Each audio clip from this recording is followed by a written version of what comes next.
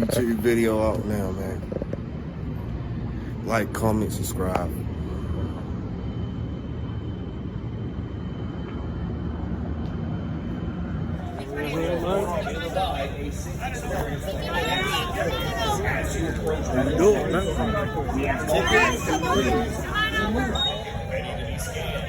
Thank you for your cooperation and welcome to opening night fueled by Gatorade.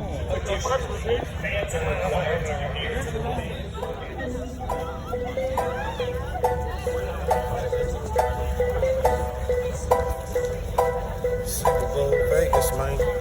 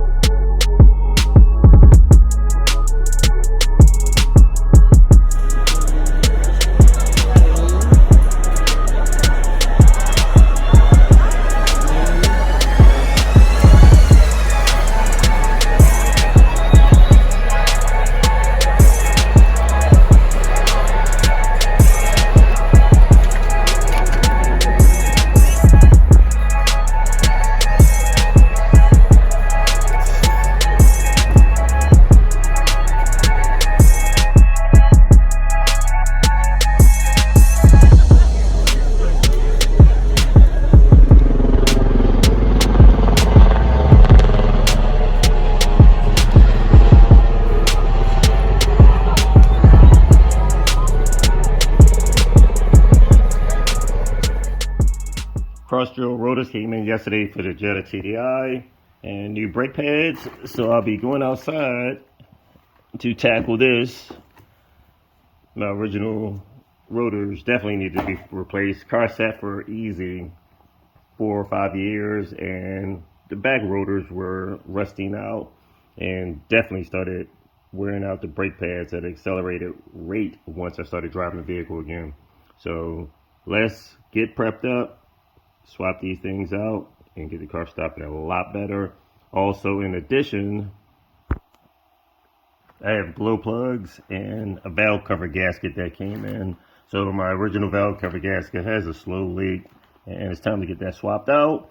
And I'm going to check the resistance of my current glow plugs on the vehicle. I've never swapped them out, and if the resistance is bad, I have some spares to swap them out, or just swap out all 4. But technically, I'll possibly just swap out the ones that's bad or has a higher resistance.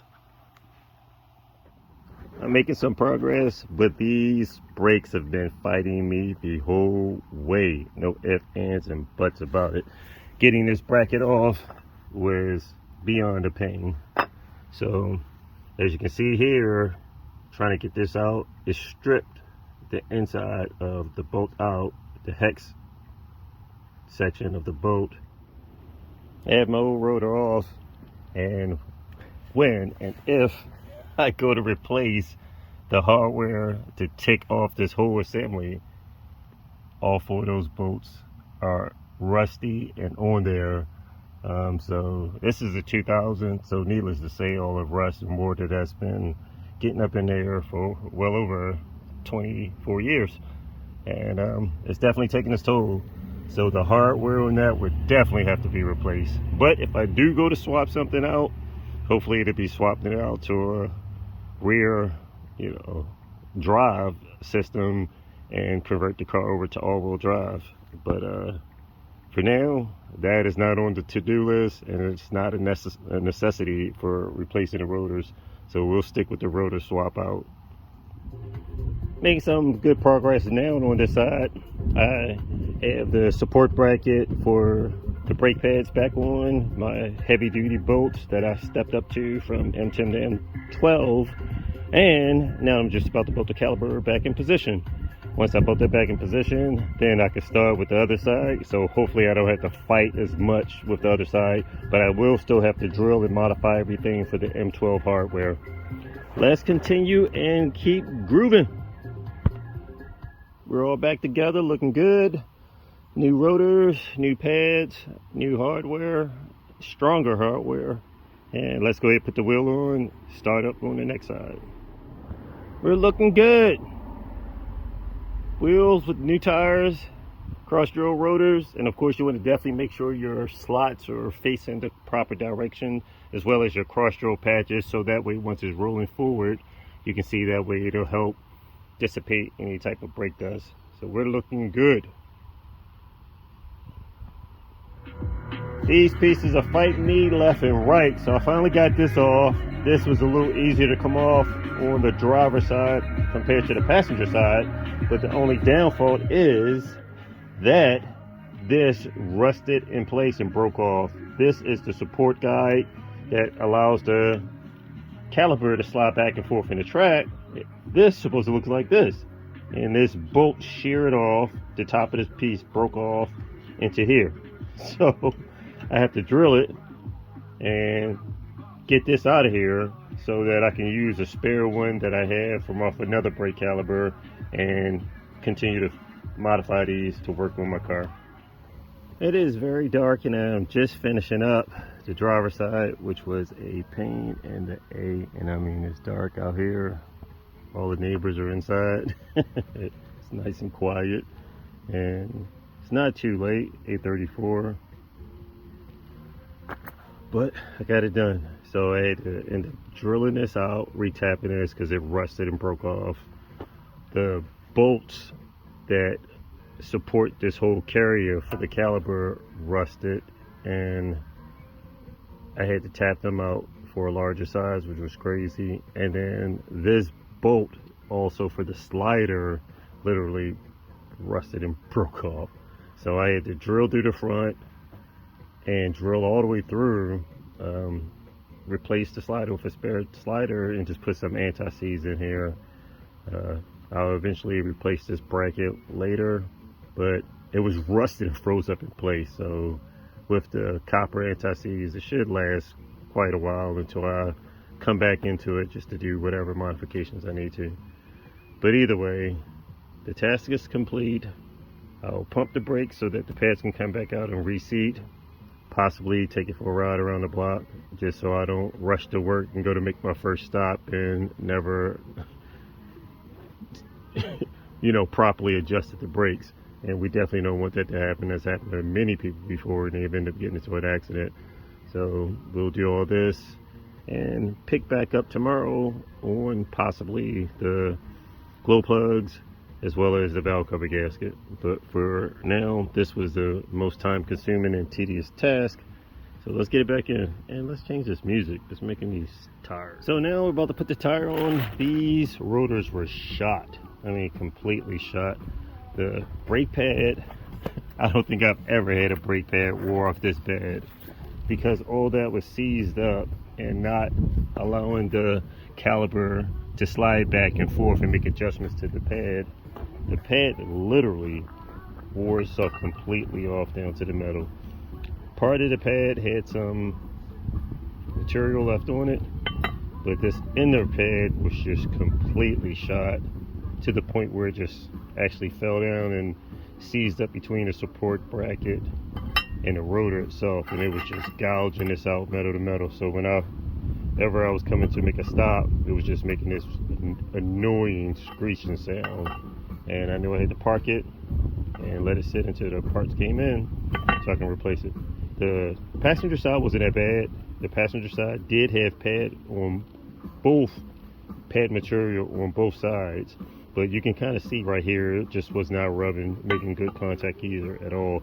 It was only just catching just this top part.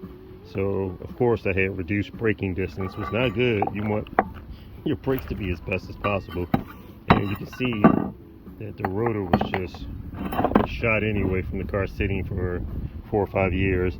I was only making contact right here instead of using the whole surface area of the rotor itself. So the wind is picking up. I got stuff blowing all over the place. Let's go ahead and try to clean this stuff up, put the wheel back on, and get this wrapped up and call it the night. Go inside, grab some dinner, and call my lady. Very great. Tremendously better than before because I wasn't getting that much surface area. So we had the nice cross-stroke rotors, cross-stroke and slotted, and new pads. So hopefully I don't have to mess with this in a long while.